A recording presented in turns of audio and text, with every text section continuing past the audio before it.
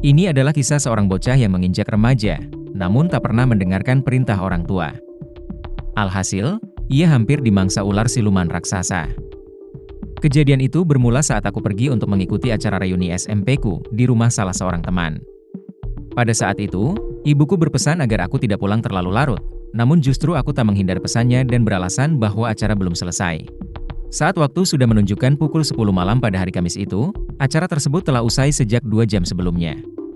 Berakhirlah aku pulang pada pukul 11.15 dari rumah temanku. Sebetulnya, temanku itu telah menawarkan untuk bermalam di rumahnya, tetapi aku memilih pulang karena pasti ibu akan marah kalau sampai aku tidak pulang.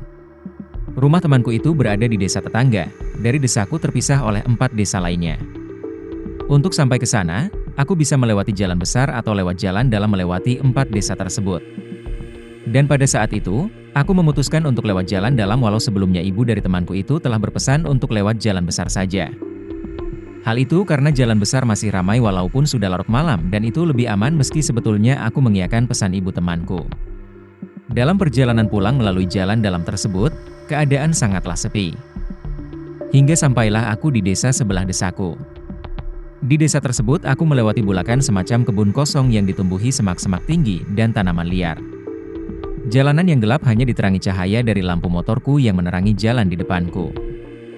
Aku menyusuri jalan berbatu dengan semak-semak tinggi di kiri kananku. Hanya ada suara mesin motor dan suara jangkrik yang menemani perjalanan. Sontak, sesuatu tertangkap pandanganku yang ada beberapa meter pada jarak di depanku. Sesuatu yang aneh itu kemudian tersorot cahaya lampu motor. Dengan jelasnya menghadang jalanku, aku menghentikan laju motorku dan mengambil jarak yang cukup jauh dari sesuatu yang aneh itu. Sebenarnya aku ingin putar balik saja saat itu.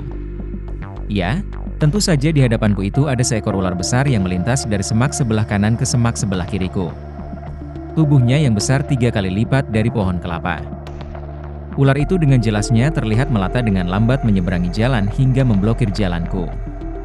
Aku berpikir akan memakan waktu yang lama sampai rumah jika berdiam diri terus di sini. Kalau putar balik, juga akan memakan waktu yang lama.